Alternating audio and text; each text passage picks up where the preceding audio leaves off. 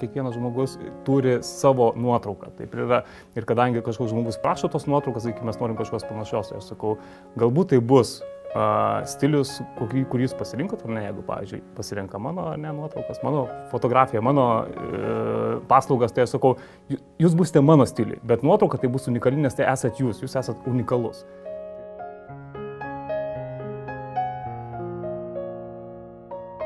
Tu gali ruoštis vestuvėms ar ne, bet ruošimas į vestuvėms paprastai iš karto visoms, nes kada tu eini, tu nežinai, ar tą dieną lis, ar tą dieną saulė švies, ar kur tu atsidursi galų gale, ar ne, ir tu paskui, kai atsiduri toj vietoj, ta visa sukaupta patirtis, ta visa sukaupta praktika tiesiog jinai nupiešia tą vaizdą.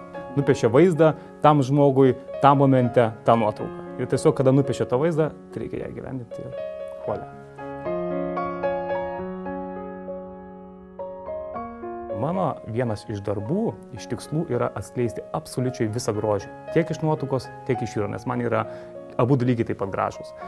Reportažo pas mane yra 50% mažiausiai ir dažnai, labai dažnai, aišku, tai yra neišvengiama, aš statau, sakykime, taip statau. Aš labai nemėgstu žodžio pozavimas, aš mėgstu sakyti atskleidimas jūsų gražiausių savybių.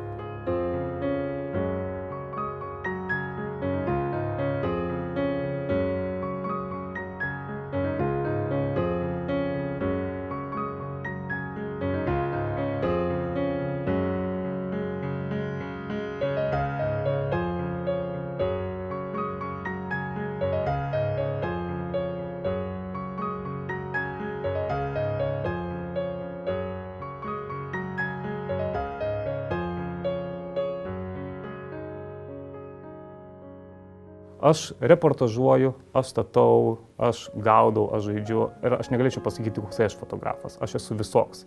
Aš turiu būti patenkintas ir aš sakau, aš nevažiuosiu namo, kol nebūsiu patenkintas. Nepaisant to, kad sutartise yra į kažkiek ar nefotografuoju, bet aš geriau pabūsiu dar pusvalandį, valandą, bet aš nesiminsiu to, aš matysiu rezultatą, ar ne? Jeigu aš būsiu patenkintas, patikėkit manim, būsite patenkinti ir jūs. Tai yra tai, ką aš darau.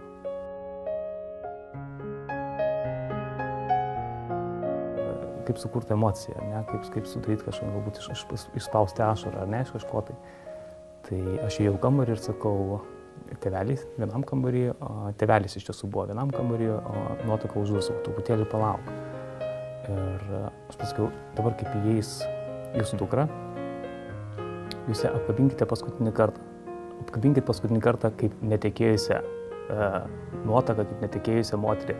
Paskutinį kartą kaip tik savo dukrą, nes nuo šio momento tai nebus tik jūsų dukra, tai bus ir kito vyro moteris.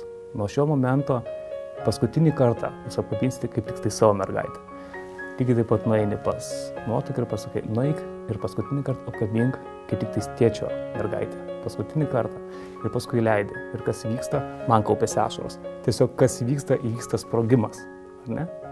Ir tu esi toj vietoj tuo metu ir tiesiog kartais ir sukari, kartais tiesiog padedi emocijas išreikšti, nes taip yra iš tiesų. Tik tai kartais per tą skubėjimą žmonės truputėlį nesusimasto, ką jie palieka už to ir kur jie žengia. Tai va tiesiog tą reikia padėti suprasti ir padaryti.